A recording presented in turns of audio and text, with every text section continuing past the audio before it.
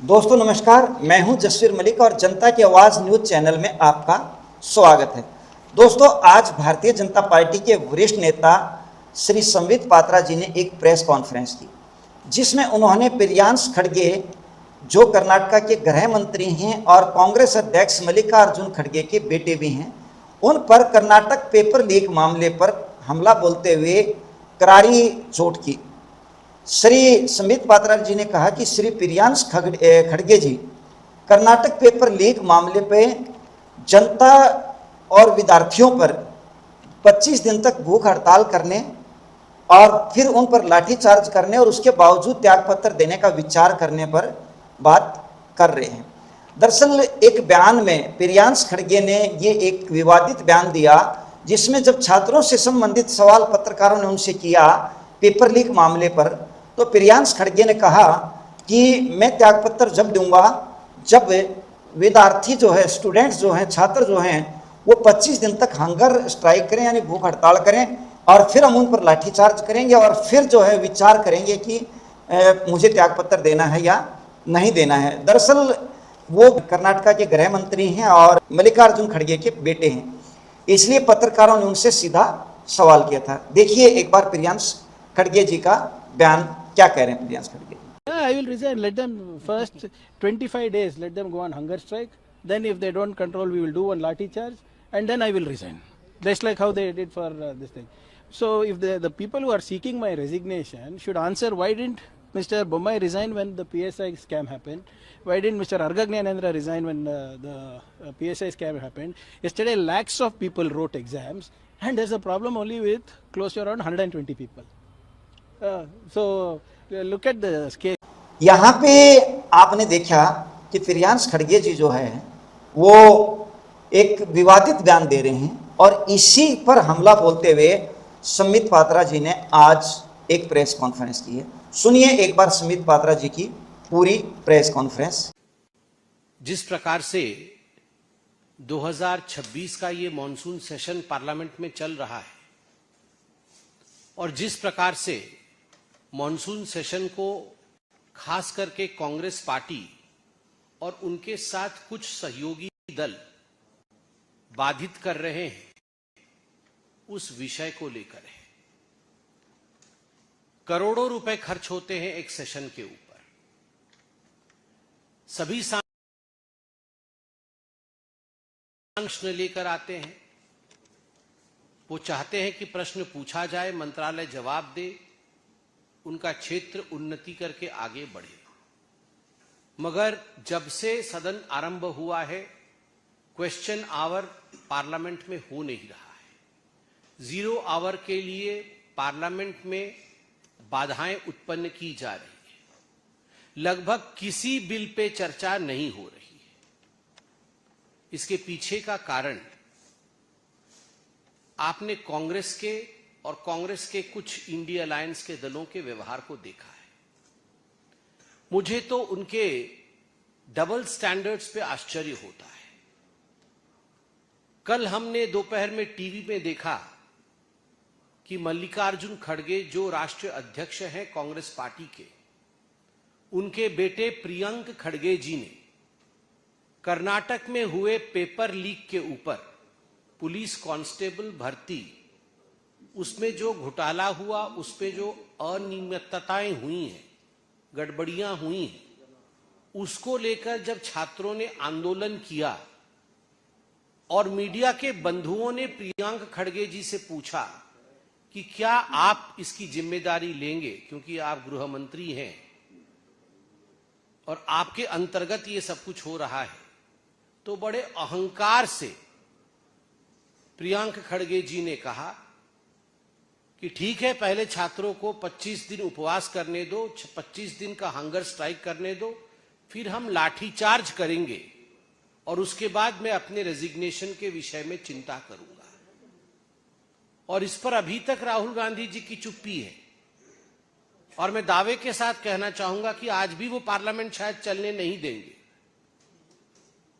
मगर यह जो डबल स्टैंडर्ड्स है कांग्रेस पार्टी का, मल्लिकार्जुन खड़गे जी राज्यसभा में खड़े होकर उन्होंने घंटों भाषण दिया अच्छी बात है, कम से कम चर्चा तो हुई।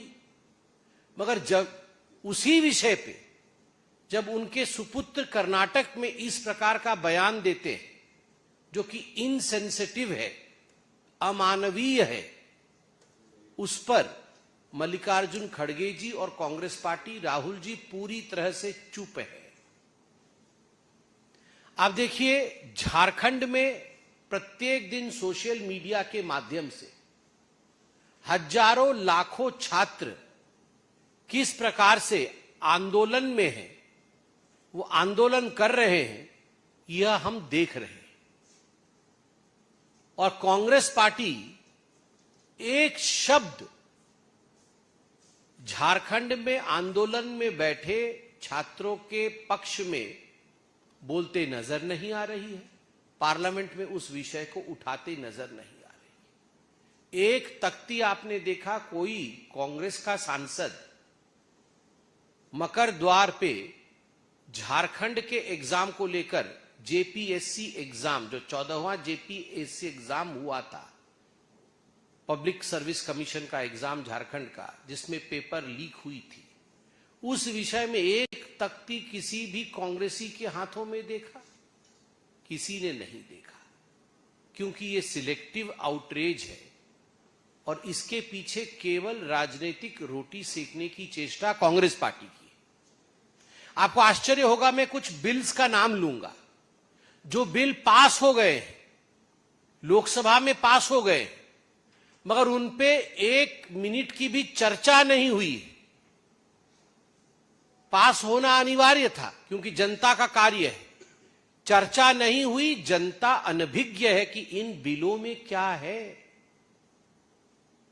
इस कानून में क्या प्रावधान है, जनता को कैसे लाभान्वित किया जाएगा। कल ही मैं सदन में मौजूद था, वोटिंग होके पास हुआ the supreme court number of जजेस अमेंडमेंट बिल 2026। सुप्रीम कोर्ट के नंबर ऑफ जजेस को लेकर जो केस पेंडेंसी इत्यादि है, उसे कैसे समाप्त की जाए, ये इतना बड़ा रिफॉर्म देश लेके आ रही है, उससे कोई सरोकार नहीं है कांग्रेस पार्टी को और अपोजिशन को। और हम सब, भूल जाइए कि मैं प्रवक्ता हूं भारतीय जनता पार्टी का, मगर हिंदुस्तानी तो हूं। हम सबको यह सोचना चाहिए कि आखिरकार इतने बड़े मसले पर हिंदुस्तान में वार्ता जानी चाहिए कि नहीं, लोगों को यह विषय पता होना चाहिए कि नहीं। Registration of birth and death amendment bill 2026, कितने दिनों के अंदर बर्थ और डेथ रजिस्ट्रेशन होना चाहिए, अगर नहीं होगा तो उसका परिणाम क्या होगा। जन्म और मृत्यु ये निरंतर प्रोसेस है जो देश में और विश्व में चलता रहता है, उसको लेकर नागरिक अपने अधिकारों को किस प्रकार वो प्रयोग करें। क्या नया कानून आया, 1 मिनट की भी चर्चा नहीं होने दी कांग्रेस पार्टी और उनके अनुयायी दलों ने। क्या संदेश जा रहा है देश में? क्या यह विषय गंभीर है या नहीं? कल निर्मला जी मौजूद थी, मेरे सामने ही चर्चा चल रही थी, उन्होंने इंट्रोड्यूस किया the bankers book evidence bill 2026। ये कितना बड़ा रिफॉर्म है। सभी का सरोकार बैंकिंग से है, मगर बैंकिंग से सरोकार रखने वाले भारत की जनता को the banker books reform bill के बारे में कोई चर्चा सुनने को नहीं मिलती है, क्योंकि वहां हुड़दंग मचा हुआ है। और हुड़दंग भी कैसा? अगर हुड़दंग के पीछे सबके तरीके होते हैं, ऐसा नहीं है कि हम ऑपोजिशन में नहीं थे, हम ऑपोजिशन में थे। हमने भी ऑपोजिशन के नाते जो अपना दायित्व था उसका निर्वहन किया, मगर ऑपोजिशन के नाते पूरे देश के साधु संतों का अपमान करना, साधु के वेश में आना, साधु को चोर दिखाना, श्रावण के महीने में जब हजारों लाखों लोग कावड़ यात्रा में निकले हुए हैं, वैसे में आप साधुओं को चोर के रूप में दिखाना, साधुओं को घसीट घसीट के लेते हुए आप जा रहे हैं, वह भी देश के सबसे बड़े लोकतांत्रिक मंदिर के प्रांगण में एक साधु को घसीटना, साधु को मारने की कोशिश करना ये गांव गांव तक क्या खबर पहुंचाती है? कहीं ना कहीं ये अंतर मन के अंदर गांव में ये खबर पहुंचाती है कि सारे साधु चोर हैं। जो ऐसे कपड़े पहनते हैं वो चोर हैं।